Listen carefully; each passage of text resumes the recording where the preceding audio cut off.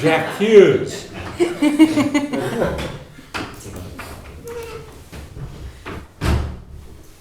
Hi.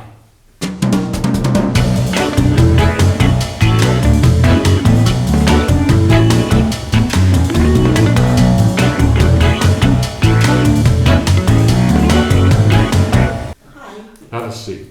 That's okay, thank you. Okay. This man was late too because he's a hophead and he was out scoring dope.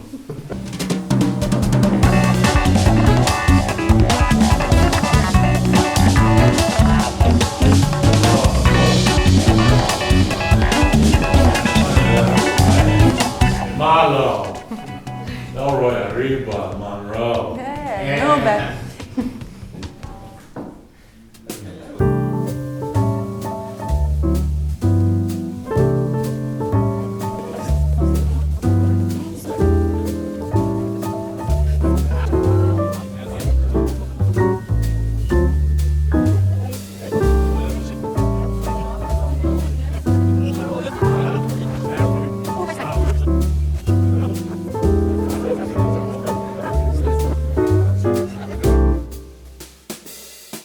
If you've read Dashiell Hammett's novel, The Glass Key, raise your hand. Hammett's novel, The Glass Key. This woman, this man over here. Raise your hand if you have seen the Coen Brothers movie, Miller's Crossing. Raise your hand. Ah, of course, more people have seen the movie.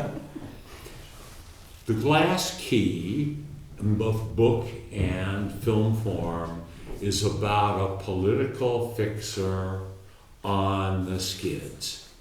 His name in the book is Ned Beaumont.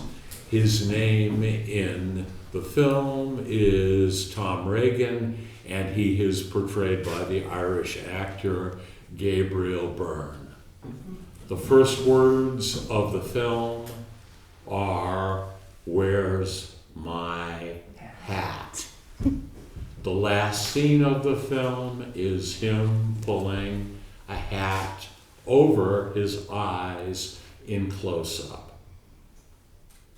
Hammett wrote about, and I write about, men on the skids, jungled up in improbable romantic relationships with unsuitable, improbable women, and free-floating in a world of corruption. And they need the hat to cover their souls. James Ellroy, the alpha and the omega of the American hard-boiled novel. The jurist critic David T. Bazelon said, "The core of Hammett's art is the masculine figure in American society. He is primarily a job holder. He goes at his job with a bloodthirsty determination which proceeds from an unwillingness to go beyond it. This relationship to the job is perhaps typically American. The idea of doing or not doing a job competently has replaced the whole larger issue of good and evil." James Ellroy, it's the core of his art, it's the core of my art, and that is my art. The Enchanteurs, published by the greatest of French publishers, Rivage. Men's lives in extremis. Bad men in love with strong women. There it is. thank you so much and welcome in Limoges. I'm Giulia for Van Noir Festival. Julia, how I'm are sorry for my you? English because I have an Italian accent. Your English is a shitload better than Yeah. French. I'll try. It seems that this prolific and captivating novel is not really an autopsy of America. It is rather a stage in human history dominated by sin and vice. In this respect, would you say that The Enchanteurs echoes Milton's Paradise Lost? I've never read Milton's Paradise Lost. I'm Protestant, not a Catholic, but I'm very much a Christian. And it is sin writ large, and it is redemption, tenuous and ambiguously defined at the end. That's why I said, if you don't find Ferdiotash repugnant at the beginning of the book, you got no moral core, and if he doesn't break your heart at the end, you got no heart. Many drinks are mentioned in the opening pages of The Enchanters, and even, I believe, an explosive cocktail. Would you, by any chance, have a recipe for an explosive cocktail? Well, not. Oh, brother, yeah, you got here before I already explained it, but just for you, I'll explain it again. It's a bad translation. Cocktail explosive. Now, they needed to alliterate, the two translators. I call it jungle juice. And if you know where to get some, my friend and colleague, Baptiste Renaud, and I will go over and get some tonight. And we will fly to Bordeaux and Geneva, Montpellier, Toulouse, other French cities, and back to Paris. And I will fly home to Colorado with my wife under my own steam, and we won't even need an airplane. Listen. And I'll tell you about jungle juice. It was opium cooked in 151 proof rum and laced through with Merck, that was a manufacturer in Germany, pharmaceutical quality methamphetamine.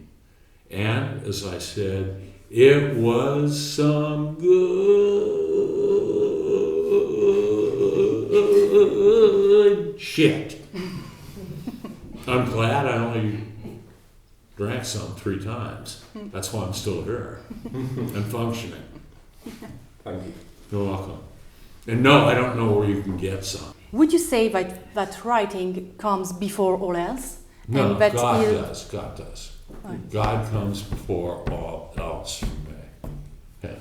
If you put art first, it's really nothing but idolatry. Of course, I don't spend I go to church. I don't spend most of my days or even my nights in prayer, but God comes first. So you are famously, or should I say notoriously, nicknamed the dog. Right. So is James Ellroy more of a lap dog or a bulldog? Pit dog. Pit dog. I love dogs. I've got an insane love for dogs. Those of the canine species. My literary agent is the estimable, the very great literary agent, American, Andrew Wiley, whose nickname is Le Chacal.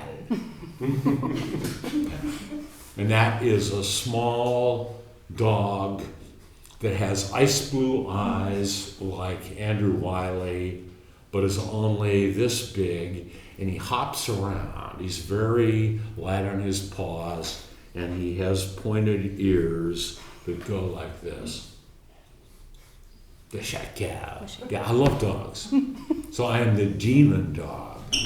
Oh yeah, I know Miles, yeah. My question was this. Did you knew him before it works on Black Dahlia, or you knew him after his works on your novel? Listen, I don't like graphic novels, and I don't like the Black Dahlia graphic novel. I think graphic novels are shit.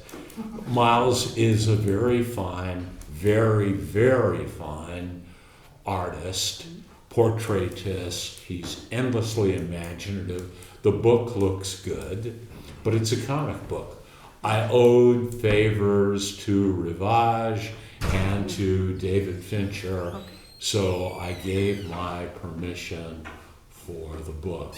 Why do you write? What a touch! Holy shit!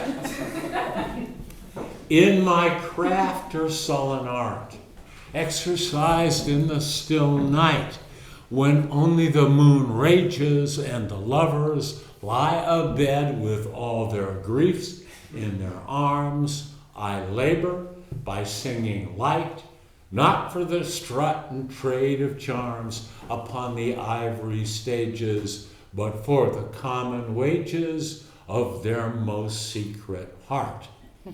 Not for the proud man apart do I write on these spindrift pages, but for the lovers, their arms round the griefs of the ages, who pay no praise or wages, nor heed my craft or art.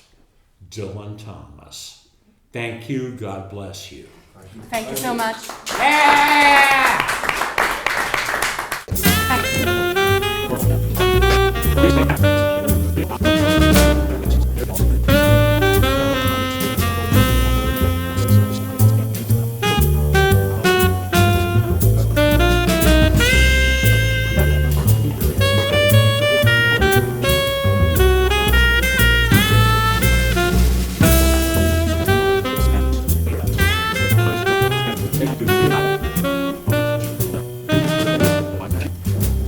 I didn't score. Oh, shit. I'm better off with my wife anyway.